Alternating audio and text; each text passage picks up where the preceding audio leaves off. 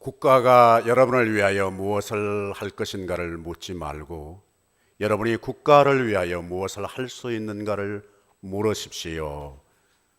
지금부터 약 한 55년 전 1961년 존 F 케네디 대통령이 그의 대통령 연설 할 때 연설 가운데 마지막 끝부분에 남긴 말입니다. 그 질문을 들으면서 이런 생각이 떠올랐습니다. 교회가 내게 무엇을 해줄 수 있는가를 묻지 말고 내가 교회를 위하여 무엇을 할 수 있는가를 물어야 한다. 더 연장된 질문을 만들자면 네가 나한테 무엇을 해줄 수 있는가를 묻지 말고 내가 너에게 무엇을 해줄 수 있을까를 물어야 관계가 좋아지고 이전보다 더 행복해질 수 있겠다는 생각을 하게 됩니다. 더 짙은 표현으로 말씀드리면 네가 나한테 잘못한 것 그것 알려고 하지 말고 내가 너한테 무엇을 잘못했는가를 생각하면 훨씬 더 행복해질 수 있지 않을까, 관계가 좋아질 수 있지 않을까 하는 생각을 하게 됩니다. 어떻게 껄끄러운 표정을 지으시는 거예요? 예. 예. 그 인간은 나한테 잘못한 것이 확실하지만 내가 잘못한 게 뭐 있어요? 이렇게 질문하신다면 이 말씀이 생각납니다. 예수님께서 나면서 소경된 자를 가르쳐 보게 해 주셨습니다. 그때 그것 까고 시비 거는 사람들이 있었습니다. 그때 예수님께서 그 사람들 향해서 너희들이 소경이 되었더라면 죄가 없겠지만 본다고 하기 때문에 죄가 커져 있느니라. 그 생각을 하면은 훨씬 더 우리가 또 극복할 수 있지 않을까 하는 생각을 합니다. 성경 속에는 숱한 질문이 연속적으로 끊임없이 성경을 대하는 사람에게, 성경을 편 사람에게, 성경을 읽는 사람에게 끊임없이 질문하고 있는 소리가 들리는 것을 우리가 이미 확인했었습니다. 오늘 본문 말씀 가운데, 구약과 신약에 있는 본문 말씀 가운데 공통점은 광야입니다. 오늘도 성령께서 우리를 광야로, 말씀의 현장으로 안내하신다고 믿습니다. 그 두 곳의 공통점이 광야인데 거기에서 들리는 질문이 있습니다. 구약은 예레미야서입니다. 여러분 상식적으로 신앙생활 조금 웬만큼 하신 분은 다 압니다. 성경에서 가장 긴 책이 66권 가운데 가장 긴 책이 무슨 책? 다 같이 시작. 이 정도 소리밖에 안 나와요? 다른 분들은 모르시는구나. 다 같이 합창하듯이 시작. 시편 몇 편까지? 150편. 그 다음 두 번째 긴 책 다 같이 시작. 이사야. 이사야 근거가 뭐예요? 두 번째 길다고 하는 근거가 뭐예요? 150편 다음에 많은 챕터가 이사야이기 때문에 몇 편, 몇 장? 66장까지 있습니다. 세 번째는 예레미야서가 섭섭해해요. 예레미야서가 3등이 아니고 2등입니다. 장수는 이사야서가 66장으로 2위를 랭킹하지만 사실은 그 기록의 분량으로는 예레미야서가 이사야서보다 더 양이 많습니다. 굳이 시편과 비교하면 약 한 시편 150편 가운데 약 한 3페이지 정도 예레미야서가 뒤질 따름입니다.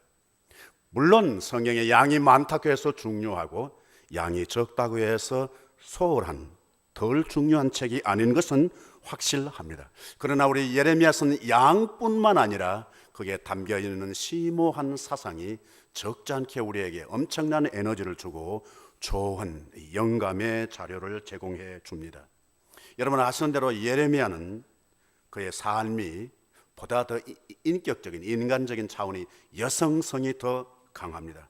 그리고 섬세한 애국심을 강하게 가지고 있습니다. 여러분 잘 아시는 대로 예레미야서는 아주 세밀한 인간 심리의 세계도 여실히 묘사하고 있습니다. 그의 별명이 여러분 아시는 대로 눈물의 선지자입니다.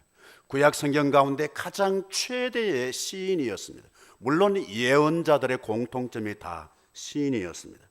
하나님의 영감을 받고 맑은 영성으로 받았을 때 그것을 다른 사람들에게 전달할 때는 그냥 웅변적이기보다는 훨씬 더, 물론 글자이니까 그렇겠습니다만은 이 시적인 감각이 뛰어난 시인의 영성을 가진 것이 예레미야서의 이 선지자들의 공통점이었습니다. 예레미야서는 어떻게 단순하지 않습니다. 아주 강렬한 의분을 느끼는가 하면은 그 의분에 대해서도 이 그림자처럼 불안한 감이 따르고 있고, 그리고 엄청난 공포를 제공해 주면서도 그 배후에 아주 자비로움이 담겨져 있습니다. 그리고 아주 칼날같이 아주 적나라하게 잘못을 지적하는 반면에 따뜻함도 있습니다. 짙은 갈등을 제공해 줌에도 불구하고 거기엔 또 다른 차원에서 희망을 제공해 주고 있는 이런 상반된 것들이 교차하고 있는, 결코 단순하지 않는 내면의 깊이를 간직하고 있는 책이 바로 예레미야요, 인물이 예레미야라고 볼 수 있습니다. 오늘 이 본문 말씀 가운데 핵심은 뭔가 하니까 파괴된 하나님과 이스라엘과의 관계에 대해서 통탄하는 겁니다. 자, 이스라엘과 하나님과의 관계가 파괴되었다면 누가 속상해해야 할까요? 누가 안타까워해야 할까요? 이스라엘 백성들이 통탄해하고 미안해하고 안타까워해야 하겠는데 거꾸로입니다. 거꾸로입니다. 안타까워해야 할 사람은 생글생글 웃고 있습니다. 그리고 안타깝지 않고 답답할 것이 없는 하나님은 오히려 안타까워하고 있습니다. 여러분, 이 하나님과 이스라엘 백성들만 관계가 그런 것이 아니라 우리 살아가다 보면 일반 생활 가운데도 그런 경우가 있습니다. 정녕 잘못한 사람은 잘못한 걸 모릅니다. 아주 잘한 듯이 아주 그냥 생글생글 웃고, 그런데 정녕 괜찮은 사람은 애가 타고 잘한 사람은 잘못한 것 같은 자세를 취해야 하는 것하고 우리가 현실 속에서 경험한다면 또 공감이 가는 내용이라고 볼 수 있습니다. 관계 파괴가 바로 치명적인 이 예레미야서에 담겨져 있는 통탄해야 하는 것입니다. 여러분, 우리 삶을 살아가는 가운데에 불행의 요인이 있다면 무엇 때문에? 여러분이 혹시 만약 불행하다면 무엇 때문이에요? 네, 여기는 아무도 안 계시는 것 같은데 어떤 사람들은 내가 불행하다 그러면 이 망가진 얼굴 때문에 그렇다, 그렇게 생각하시는 분들도 계세요. 여기는 그런 분이 안 계시니까 얼마나 하나님의 은혜를 많이 받지 않았습니까, 여러분? 예. 또 어떤 사람은 내가 불행하다 그렇게 생각하는 것이 돈이 없기 때문에 불행하다고 생각하시는 분들도 있고, 또 그게 사실일 수도 있습니다. 환경 탓이다 그렇게 생각하시는 분도 없잖아 있습니다. 왜냐하면 환경이라고 하는 것은 어떻게 보면 내 역량을 뛰어넘는 것이기도 합니다. 여러분 들으신 줄로 압니다마는 한국의 서울 지하철에서 보수공사하던 인부가 사고로 죽었습니다. 서울 메트로라고 하는 지하철 전체를 관리하는 기관의 하청업체의 직원이었습니다. 그분의 한 달 봉급이 144만 원, 우리식으로 말하면 약 한 1,200불 가량 되는 돈입니다. 그런데 그 중에서 100만 원을 엄마한테 맡겨서 저금했다고 합니다. 입사한 지 그렇게 몇 달밖에 되지 않다고 합니다. 정식 직원도 아니라고 합니다. 왜 돈 모으느냐? 대학 가려고. 나이는 19살. 그 사고 난 청년에 남아있는 그 현장에서 주선 그의 가방 가운데는 몇몇 개의 공구하고 아직 뜯지 않은 컵 라면 하나 아직 남아 있었다고 합니다. 제 시간에 먹지도 못했거나 아니면 작업 마치고 저녁으로 먹으려고 라면을 먹으면서 자기의 꿈을 가지고 대학에 가기 위해서 준비한 청년이 있었다면 지금 이미 그 나이에 대학 생활을 하고 있는 청년도 있을 수 있습니다. 더 다르게는 먼 해외에 나가서 유학하고 있는 청년도 있을 수 있겠습니다. 그런데 왜 이 청년은 라면도 제때에 먹지 못할 만큼 그렇게 이 약한 그 월급 가지고 상당한 돈을 미래를 위해서 저축하면서 살아가야 했을까? 여러분 다 같이 대답할 수 있으면 좋겠습니다. 이 세상은 아주 공평합니다.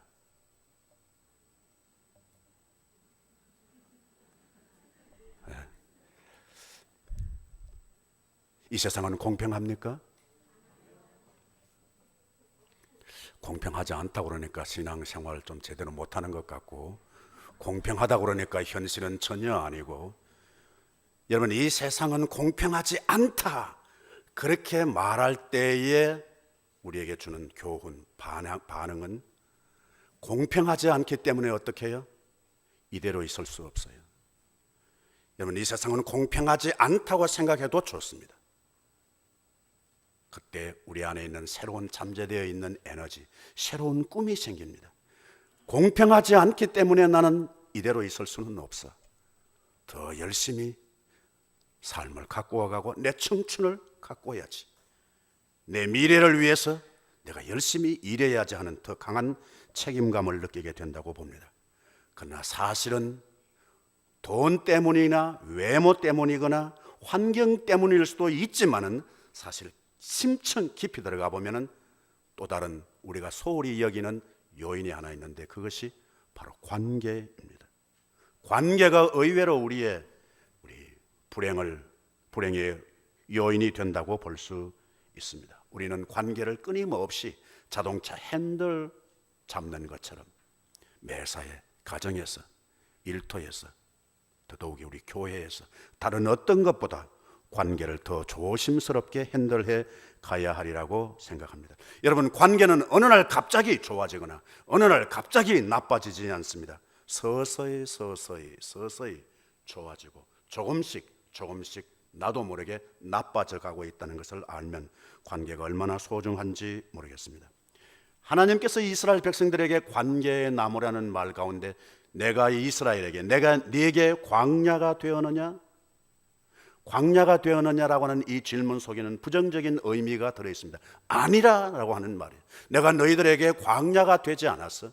너희들이 비록 광야 체험은 했다 손치더라도 나는 너희들이 광야를 통과하는 것처럼 그렇게 돌보지 않았다는 말씀이 됩니다. 관계를 파괴했다는 말씀입니다.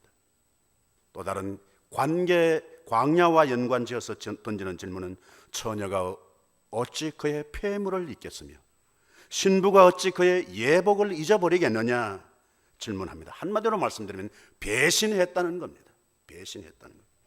여러분 폐물이라고 하는 것은 장식품입니다. 여인에게 있어서 필수의 장식품, 그걸 여기 오늘 폐물이라고 말합니다. 신부가 어찌 그의 예복을 잊어버리겠느냐. 그 예복이라는 말이 문자적인 글자는 허리띠입니다. 여러분 아무리 아름다운 의상을 차렸다 손치더라도 마지막 마무리하는 것은 허리띠입니다. 허리띠 없이 그냥 나가면 어떻게 되겠습니까? 창피당할 수 있습니다. 여인에게 있어서 가장 최후의 미를 마무리하는 것이 바로 예복이요, 오늘 본문으로 말하면 허리띠입니다. 이것은 처음 관계를 배신했다는 말입니다. 배신하고 그냥 그대로 있는 것은 또 괜찮을지 모릅니다. 처음 관계를 배신해놓고 다른 관계를 또 얻으려고, 오늘 성경 본문 말씀대로 말하면 네가 어찌 사랑을 얻으려고 네 행위를 아름답게 꾸미느냐. 이 공동 번역에는, 이 현대어로 된 한글 성경에는 아주 좀 무서운 말이 있습니다. 어떻게 나하고 관계를 깨고서 네가 다른 사내들을 홀리려고 능숙해서 매춘부조차도 너희에게 와서 한 수 배울 지경이 되었느냐. 얼마나 기교를 부리고 얼마나 애교를 부리고 하나님과의 관계를 단절하고 다른 신에게, 다른 우상에게 그렇게 사랑을 받기 위해서 어떻게 네가 몸 매무새를 그렇게 가꾸어 가느냐라고 하는 질문입니다. 한마디로 말하면 배신했다는 것이고, 더 다르게 말하면 처음 사랑을 잃어버렸다는 것입니다. 여러분 요한계시록에 7교회가 나옵니다. 그 7교회 가운데 2교회를 빼고 5교회가 다 책망을 받습니다. 그 첫 번째 교회가 에베소 교회요. 에베소 교회의 책망은 너희 처음 사랑을 버렸느니라. 이것은 모든 현대교회 7개 교회를 구분하는 것이 아니라 교회의 역사로 봐도 좋습니다. 우리 페필 한인 장로 교회에게 하나님께서 성경 말씀으로 질문한다면 너희들 왜 이래? 그 이유는 너희들이 처음 사랑을 버렸기 때문이야. 이렇게 말씀하신다는 뜻이 되겠습니다. 모든 교회의 타락상, 모든 인간관계의 행복에 파괴된 원인, 그건 처음 사랑을 버린 까닭이라고 믿습니다. 여러분, 우리 페필 한인 장로 교회 처음 사랑은 어땠습니까? 여러분 아시든지 모르시든지 처음에는 어땠어요? 돈이 중요했습니까? 중요하지 않았습니다. 감투가 중요했습니까? 중요하지 않았습니다.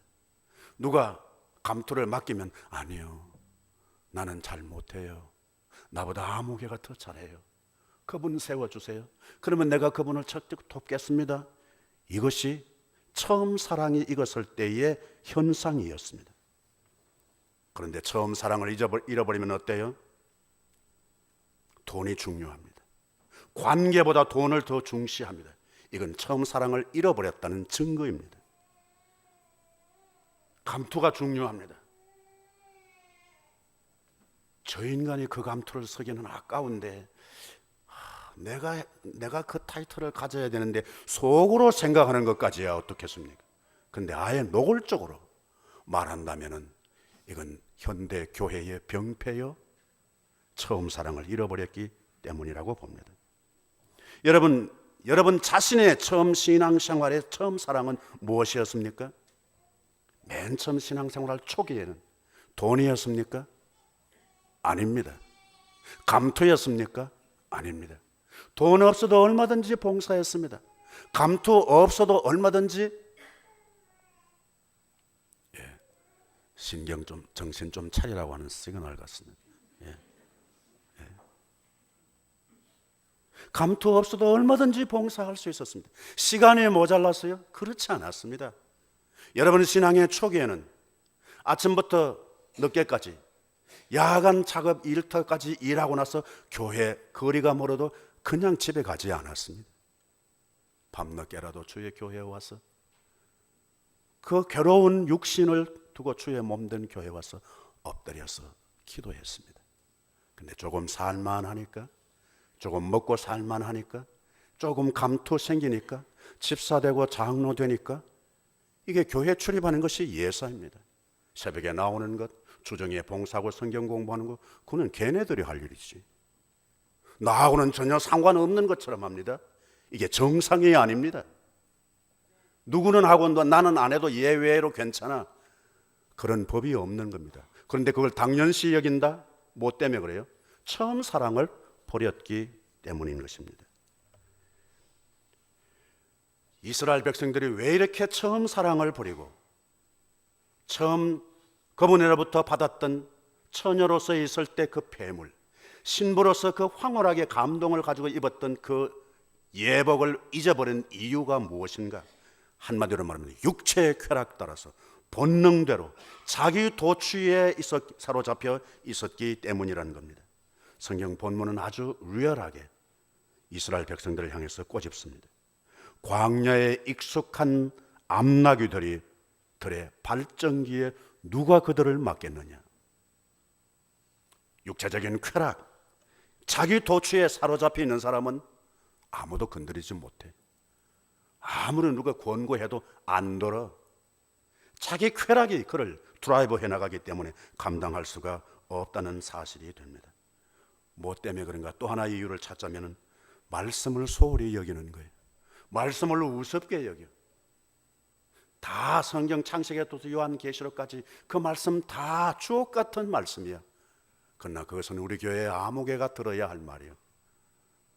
우리 교회 목사님이 좀 들었으면 좋겠어요. 우리 교회 장로님이 좀 들었으면 좋겠어요. 우리 교회 그 아무개 그 인간이 좀 들어야 할 말인데 나하고는 상관없어요. 더 범위를 좁히면 우리 영감탱이가 들어야 할 말인데, 우리 옆에 내가 들어야 되는데 오늘 꼭 딱 제대로 해당되는 사람이 오늘 엉뚱한 데 가버렸어. 그렇게 아쉬워하는 거예요. 나하고는 아무 상관없는 말씀. 뭐 때문에 그런가? 처음 사랑을 잃어버렸기 때문에 그렇습니다. 여러분, 처음 성경 말씀을 읽었을 때, 들었을 때 그냥 넘어간 적이 있습니까, 여러분? 그냥 그대로, 그냥 한 단어가 잘 박힌 못처럼 팍 박히면 그냥 주체할 수 없는 눈물이 흘렀어요. 주님, 용서해 주세요. 감사합니다. 이랬습니다. 그런데 비수 같은 말씀도 아스팔트에 찌르는 것 같아. 탕탕 튕기는 거예요. 자동차 타이어에 망치 때리는 것 같아. 팅팅 튕기는 거예요. 뭐 때문에 그래요? 말씀이 달라졌기 때문이 아닙니다. 내 입맛이 달라졌을 따름이라는 겁니다. 여러분, 지금보다 더 행복하시기를 원하신다면 자신의 내면의 세계를 더 공부해야 합니다. 고도의 훈련에 도전해야 할 줄로 믿습니다. 지금보다 더 잘 믿을 수 있습니다. 더 잘 믿고 싶다면 여러분, 고도의 말씀 훈련을 하셔야 합니다. 여러분, 똑같은 역량이라도 고도의 훈련을 했을 때 하고 그냥 쉽게 자연스럽게 발휘할 수 있는 기술하고는 차이가 있다는 것을 우리가 알 수 있습니다. 지금보다 더 실력을 발휘하고 싶으면 고난도의 자기 훈련을 연마해야 할 줄로 압니다. 관계 파괴가 얼마나 비참한 불행을 가져오는가를 가르쳐 줍니다. 신약에 넘어오면은 누가복음의 본문 현장도 역시 광야입니다. 택함을 받은 사람, 믿는 사람들은 다른 표현으로 바꾸면 광야의 사람들입니다. 이스라엘 백성들은 광야를 경험했습니다. 바란 광야, 브엘세바 광야, 신 광야, 신의 광야, 숱한 광야를 통과했습니다. 광야가 없으면 택한 사람이 아니고 약속의 사람이 아니라는 말씀이 됩니다. 광야는 중간 지역입니다. 출애굽한 애굽과 그리고 도착할 언약의 땅, 가나안 땅 그 중간에 광야가 있습니다. 광야는 이중의 요소를 가지고 있습니다. 여러분, 신약에서 광야는 바란 광야, 신 광야, 신의 광야와 다르게 팔레스틴 땅에 있는 광야입니다. 광야는 이중의 역할을 가지고 있습니다. 그것은 사탄과 투쟁하는 곳이 광야입니다. 예수님도 사탄과 투쟁하셨습니다. 어디에서? 광야에서. 그런가 하면은 광야는 아무렇게나 갈 수 있는 것이 아니라 성령의 이끌림 받았을 때 갈 수 있는 곳이 광야입니다. 여러분, 이사야서는 광야에서 여호와의 길을 예비하라 그렇게 말씀합니다. 기왕이면은 좋은 여건에 있을 때에 광야에서 하나님, 좋은 여건 가운데 있을 때 하나님의 길을 예비해야 되는데 광야에서, 특별히 사도행전 7장의 스데반의 유명한 설교 가운데 현대 교회를 광야 교회라고 말합니다. 그러니까 중간이란 말입니다. 사탄과 투쟁해야 하는 곳이라는 말입니다. 그리고 성령의 이끌림 받았을 때 그 경험할 수 있는 곳이 바로 광야 교회요, 현대 교회라는 사실이 됩니다. 광야는 무서운 곳입니다. 외로운 곳입니다. 힘드는 곳입니다. 그런데 그것을 스데반은 교회와 일치시켰습니다. 교회가 어떤 곳인가? 사탄과 싸워야 하는 곳, 장소. 그러면서 성령에 이끌려야만 감당할 수 있는, 통과할 수 있는 곳, 그것이 광야라고 말씀하셨습니다. 예수님께서 이 광야에서 들리는 유명한 소리, 바로 세례 요한에 대한 말씀을 하시면서 조금 이상한 말씀을 하십니다. 누구든지 나로 말미암아 실족하지 아니하는 자는 복이 있다.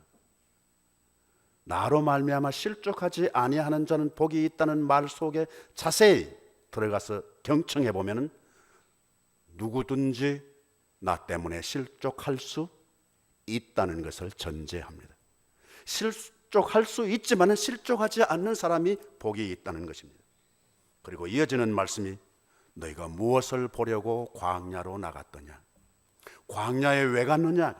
이것은 세례 요한과 관련지어서 하시는 말씀입니다.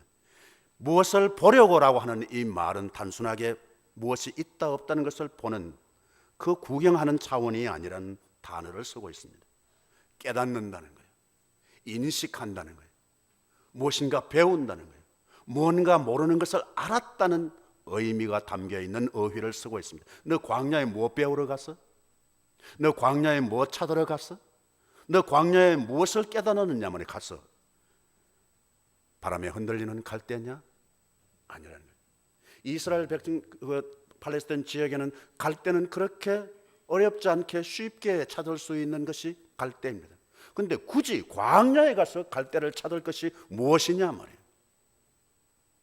광야에는 광야에 있는 것만 찾아야지. 왜 다른 곳에 가서도 얼마든지 구경할 수 있는 것을 왜 하필 광야까지 가겠느냐, 갔었느냐라고 하는 말씀입니다. 그 광야에 왜 갔어? 부드러운 옷을 입은 사람 보려고 갔느냐? 부드러운 옷을 입은 사람은 어디에 있어요? 궁궐에 있는 거예요. 사치하는 사람들의 옷을 입은 사람들은 광야에는 없다는 거예요. 만약에 부드러운 옷을 입은 사람을 찾으려 광야에 나갔다면 너희들이 실패했다는 거예요. 광야에서 세례 요한은 무슨 옷을 입었어요? 약태털 옷을 입고 있었습니다. 결코 부드러운 옷이 아닙니다. 사치스러운 옷을 입은 자는 광야에 없단 말이에요. 이미 말씀드렸습니다만 광야를 교회 차원으로 본다면 교회는 사치스러운 옷을 입고 오는 곳이 아니라는 거예요. 사치스럽다는 것은 무엇을 뜻하는 거예요? 나를 과시하고 싶은 곳. 교회는 자기를 과시하기 위해서 오는 장소가 아니라는 거예요. 그러면 어디로 가야 돼요? 차라리 사교장이나 공연장으로 가야지. 사치스러운 옷을 입고 오면은 불편한 곳이 광야요, 불편한 곳이 교회여야 한다는 거예요. 이 사치스러운 옷을 입고 오신 분이 혹시 계시면 용서하세요. 사치스러운 옷을 말하는 것이 아닙니다. 자기의 사치스러운 커리어, 자기의 사치스러운 이 실력, 이거 과시하기 위해서 교회에 오는 것이 아니란 말이에요. 오히려 교회는 그런 내 사치스러운 것이, 내 부드러운 옷이 불편해야 하는 것이에요. 이거 차라리 내가 벗고 하는 것이 더 좋겠어. 이렇게 여겨질 때 그것이 광야 교회라는 것입니다. 우리는 거꾸로 합니다. 내가 뭘 잘 아니까, 내가 경험이 많으니까 그걸 상칼 휘두르듯이 그렇게 잘 쓴다면 뭐 유익한 점이 있지만 그러나 상대방에 적어도 피해는 주지 않아야 한다는 것입니다. 그것 때문에 교회 문을 차단시키는 일이 없어야 한다는 교훈이 되겠습니다. 사치스럽다고 하는 말은 원래 뜻은 방종이라는 말이에요. 방종 무슨 뜻이에요? 자기 마음대로 한다는 거예요. 여러분, 교회에 내 마음대로 할 수 있다면 그건 이미 교회가 한 발자국 한 발자국 비교회로 나아가는 단계로 봐야 합니다. 내가 마음에 안 들 수는 있어요. 그러나 내 마음에 드는 대로 뜯어 고치는 것이 교회가 아니라는 거예요. 그건 하나님께서 내게 주신 최상의 시기에 어떤 상태일지 나는 몰라. 그러나 성실하게 섬겨 나가는 뿐이에요. 내 뜻이 있지만 내 뜻보다 더 좋은 뜻이 있는 것을 가르쳐 주실 줄로 믿는 거예요. 광야는 몇 가지의 차원의 광야가 있습니다. 지리적인 광야가 있습니다. 심리적인 광야도 있습니다. 인간 관계의 광야도 있습니다. 신앙적인 영적인 광야도 있습니다. 원하든 원하지 않든 우리는 이 광야를 통과해야 합니다. 내가 힘들기 때문에 나는 이 길로는 가지 않을 거야, 그거 차단시킬 수 없다는 겁니다. 광야는 굳이 시간으로 말하면 현재입니다. 광야는 현재입니다. 빠져나온 애굽이 있습니다. 그것은 과거입니다. 우리가 가야 할 약속의 땅이 있습니다. 지리적으로는 그것이 팔레스타인 땅입니다. 영적인 세계는 하나님의 완성된 통치의 그 영역이 바로 현재 광야의 미래가 되는 것입니다. 여러분, 우리 교회든지 여러분들의 신앙 커리어든지 현재는 현재만 있는 것이 아닙니다. 우리가 알지 못하는 사람들의 눈물과 땀이 젖어 있는 과거 위에 우리가 서 있습니다. 내 현재 속에는 내가 알지 못하는 과거가 토양처럼 그름이 되어서 지금 현재의 내가 이렇게 서 있는 겁니다. 현재는 오늘로 끝나는 것이 아닙니다. 광야는 반드시 가나안 땅과 연결되어 있습니다. 그 미래입니다. 그 미래가 지금 내 현재 광야 속에서 꿈틀거리고 있는 것입니다. 삭트고 있는 것입니다. 여러분, 현재에 담긴 우리 교회나 여러분 개인의 과거와 화해하셔야 합니다. 더 이상 악순환이 진행되지 않게 해야 합니다. 그리고 현재만 있는 것이 아니라 현재에 담겨 있는 미래를 가꾸어야 합니다. 키워야 합니다. 어떻게? 내가 양보하면서 내 안에 현재에 있는 미래가 삭트게 될 줄로 믿습니다. 여러분 많이 들으신 줄로 압니다. 4월은 잔인한 달이라는 말을 많이 들으셨을 줄로 믿습니다. 4월은 가장 잔인한 달. T.S. 엘리엇이라고 하는 사람이 쓴 긴 시인 황무지라고 하는 시의 맨 첫 번째 나오는 첫 구절입니다. 4월은 가장 잔인한 달. 왜 4월이 가장 잔인한 달이라고 했을지 모르겠습니다. 이 황무지는 5개의 파트로 되어 있습니다. 그것은 현대 사회, 현대인들의 고뇌와 갈등을 부정적으로 표현합니다. 현대 물질 문명의 이 부패와 타락, 그 속에 살아가는 현대 인간의 인간성 상실과 상호 관계의 단절 내지는 파괴, 일상적인 가치에 대한 그 믿음이 없는 믿음 부재, 그 현실을 아주 호되게 지적하고 있는 것입니다. 그 5부서로 되어 있는 가운데 마지막 5번째 부서의 제목이 주제가 뭔가 하니까 천둥이 말해주는 것이라는 파트가 있습니다. 여러분 천둥 소리, 어저께도 그냥 아주 소나기가 그냥 막 쏟아붓고 그냥 천둥 소리가 들렸는데요. 여러분 다 같이 우리 천둥 소리 한번 흉내내봐요. 다 같이 시작. 천둥 소리 납니다. 우르릉 쾅쾅. 제가 3개국이 언어가 다른 분에게 물어봤어요. 천둥 소리 어떻게 되나? 뭐 이상한 소리나? 어떤 크르크 천둥이 무슨 크르크가 어디 있어? 그래서 내가 그랬더니 그분이 나한테 물는 거야. 그럼 네가 천둥 소리 한번 내봐. 여러분들과 똑같이 내가 우르릉 쾅쾅. 그 진짜 천둥 소리 같대요. 우리는 천둥 소리를 우르릉 쾅쾅 합니다. 그런데 T.S. 엘리엇은 그 황무지의 마지막 부분에 어떻게 보면 그것이 황무지를 돌파해 나가는 광야를 통과하는 자세가 신앙적인 의미는 아니지만 담겨 있는 것 같습니다. 그분은 천둥 소리를 이렇게 들었어요. 다다다다 다다 다다다 다다다 다다다 한다는 거예요. 이 다다다는 줄인 첫 번째 글자만 딴 말이에요. 엘리엇은 천둥이 타타 타타 한대. 담야 담야 다야밤 다야밤 한다. 이 세 말의 다 첫 번째가 다예요. 그러니까 천둥이 안타까웠어, 속상했어, 걱정되었어. 시간이 없으니까 다다다다 다다다다다다다다다 한다는 거예요. 다타 담야 다야밤, 이 말은 산스크리트예요. 고대 인도 말이란 말이에요. 근데 우리 말로 말하면은 이런 뜻이에요.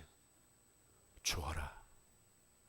제발 좀 챙기지 말고 나누어 주어라. 제발 네 혼자 생각만 옳다고 생각하지 말고 공감해라. 공감해라. 네 잘하는 거 내가 알아. 근데 그도 잘하는 거 있다. 그 사람 잘못한 거 나도 알아. 근데 니도 잘못한 거 있어. 제발 공감하거라.